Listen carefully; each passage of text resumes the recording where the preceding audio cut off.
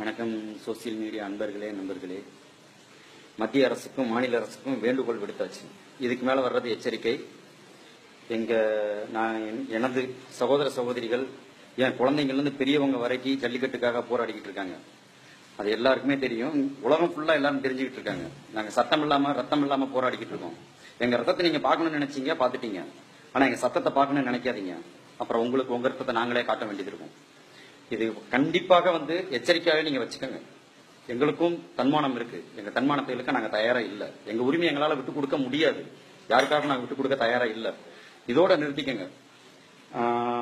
அப்புறம் பேர் என்னதுங்க, ராதாராஜன். அவளுக்கு என்ன அவ்வளவு திமிரா?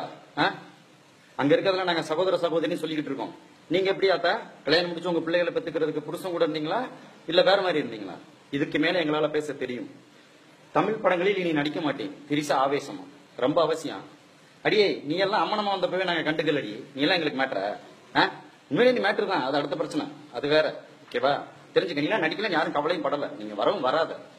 கட்சி ராஜா யாரா நீ? பரதேசி நாய். தமிழ்நாட்டுல இருந்துட்டு முஸ்லீம் இருக்கக்கூடாது, கிறிஸ்டின் இருக்கக்கூடாது, ஒரு ஹிந்து இருக்கக்கூடாதுன்னு சொல்லிட்டு இருக்கிற அளவுக்கு நீ யாரா நீ?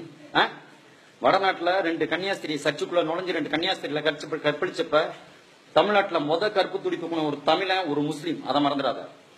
அதே இது பாபர் மசூதி இடிச்சப்ப கருப்பு தொடி தூக்குனவனும் தமிழன் தான். அவனும் ஒரு கிறிஸ்டின், ஒரு ஹிந்து. அதுவும் மறந்துடாத. எங்களுக்குள்ள இன வேறுபாடு மத வேறுபாடு கிடையாது. தயவு செய்து உள்ள புகுத்தணும்னு நினைக்காதீங்க. பின்னாடி ரொம்ப வேதனைப்படுவீங்க. அங்க இருந்துட்டு கிருக்குசாமி, கிருஷ்ணசாமியே ரசா, அங்க இருந்துட்டு முகவரி அனுப்புங்கன்னு சொல்லியிருக்க. எங்க அட்ரஸ் தெரியும்னா நீ மெரினாக்கு வாடா. அதை தாண்டி நீ வெளியே வா. அன்னைக்கு நாங்க ஒத்துக்கிறோம். உனக்கு அட்ரஸ் என்ன எல்லாத்தையும் நாங்க தர்றோம். வா, வந்து நின்று பேசு, களத்துல இறங்கி பேசு. எங்களுக்கு அது பிடிக்கும். அதுதான் எங்களுக்கு வேணும். வா தம்பி விசால், அடுத்து உங்களுக்கு இப்பவும் சொல்றோம். இதோட நிறுத்திக்கங்க. என்ன சொன்னீங்க? உயர்நீதிமன்றம் அதை மீறி ஒரு இந்தியன் சிட்டிசன் நான் என்ன பண்ண முடியும்? அதைத்தான் நம்ம பாதுகாக்கணும். நீங்க காவேரி பிரச்சனைக்காக தண்ணீர் திறந்தோட சொல்லி அதே உயர்நீதிமன்றம் கொடுத்தப்ப தீர்ப்பு வழங்கினப்ப நீங்க எங்க சரக்கை போயிருந்தீங்க நடிகர் சங்கத்துல இருந்து. இப்ப மட்டும் பேச வந்துட்டீங்க பகுமானமா மைக்க தூக்கிட்டு. ஏண்டா போராட்டம் நடக்க ஆரம்பிச்சு எத்தனை நாள் ஆச்சு? இப்பதான் உங்களுக்கு கண்ணு தெரியுதா இளைஞர்களை? உள்ள என்ட்ராக வேண்டாம்னு நினைக்கிறோம். எங்களை சத்தம் போட வைக்காதீங்க. இத்தோட நிறுத்திக்கங்க. பொறுமைக்கு ஒரு எல்லை இருக்கு. எங்களை அதை தாண்ட வைக்காதீங்க. வேண்டான்னு நினைக்கிறோம். அதோட நிறுத்திக்கங்க. எல்லாருக்கும் சேர்த்து என் நண்பர்களே, எனக்கு வேண்டியவங்களோ வேண்டாதவங்களோ எல்லாரும் சேர்த்து இதை ஷேர் பண்றீங்க. இது எல்லாரும் பார்க்கணும். ஏன்னா வீட்டுல ஆடு வளர்த்தோம், கோழி வளர்த்தோம், என் காலை கூட வளர்த்தோம்.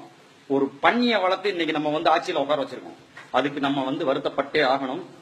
இப்ப ஒண்ணு கெட்டு போகல, மாத்துவோம். நம்ம நினைச்சா மாத்த முடியாது எதுவும் இல்ல. எல்லாத்தையும் மாத்துவோம். நம்ம மாத்த முடியும். நம்மால ஜல்லிக்கட்டு நம்ம உரிமை, நம்ம பண்பாடு, நம்ம பாரம்பரியம். அதை எவனுக்காண்டி விட்டு கொடுக்க முடியாது, விட்டு கொடுக்கவும் மாட்டோம்.